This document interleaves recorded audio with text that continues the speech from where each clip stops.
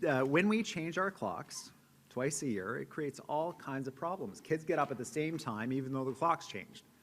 Dogs get up at the same time even though the clock's changed. Parents lose sleep, kids lose sleep, and even people without kids or parents, they're losing an hour of sleep, and they're getting less sleep. And so what we see is more car accidents and people not feeling well, and impacts that have a huge unnecessary impact on the lives of British Columbia. And we're getting very close to another time change. In the second week of March, we change our clocks to spring forward another hour, which means you get actually an hour less sleep at home. So that's why when we did a survey, now it's more than 6 years ago, can you believe it?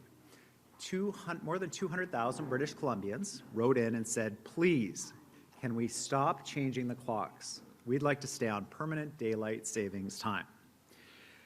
Well, we passed a law that said we can stop changing the clocks, but we said we're going to wait. We're going to wait for our friends down the west coast of the United States in California, Oregon, and Washington, and we're all going to do it together. And we waited, and we waited, and we waited, and they passed laws, and they said, we'd like to stop changing our clocks too, and they said, all we have to do is get the Congress to agree. And so then we waited for the Congress in the United States, and we waited, and they never changed it. But guess what? Today, I'm here to announce that we are done waiting.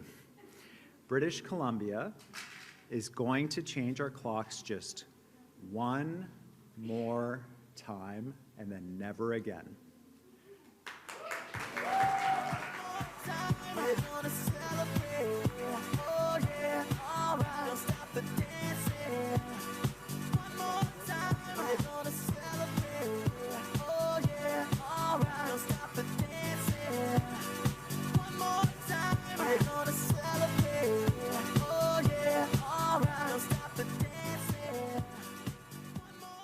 South Park, that was some good dancing, everybody. Big round of applause. That was awesome. British Columbians have been clear. This decision isn't just about clocks. It's about quality of life for British Columbians. And this is an unusual time, and we had committed to wait for our American partners. But the reality is that they're stuck, and we want to help give them the push that they need. Someone's got to go first. To be fair, the Yukon went first, and we thank them for that. But we're going to give them a push, and we're also going to make decisions right now where British Columbia decides what's best for us. And that's part of what we're doing right now as a province. And we're going to encourage the Congress to make the right decision and support those governors all the way down the West Coast. But for now, we're going to decide what's best for British Columbians and British Columbia families, and we're going to stay on permanent daylight savings time. That means an extra hour of sunshine for families, and moving our clocks to keep the sun up when the majority of the things that we do at home and in our lives take place. So when we spring forward this March, it's going to be the last time in the province of British Columbia, and here's to a future where kids and pets get the sleep that they need, and the grown-ups too. Thank you very much. I wanted to explain a little bit about how this is going to work. This Sunday, March 8th, when we spring forward an hour, it will be the last time change ever for most of British Columbia. On November 1st, when clocks would normally be turned back, no change will be made. And we will have fully transitioned into our brand new time zone called Pacific Time.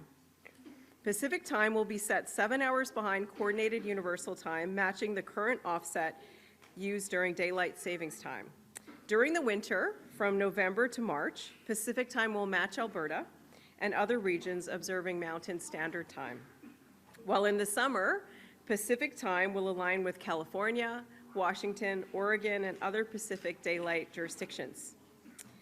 We're able to make this change now thanks to changes we made back in 2019 to the Interpretation Amendment Act, and that created the legal framework for a permanent shift to Daylight Savings Time, which will be bringing those amendments into force next week to make this change official.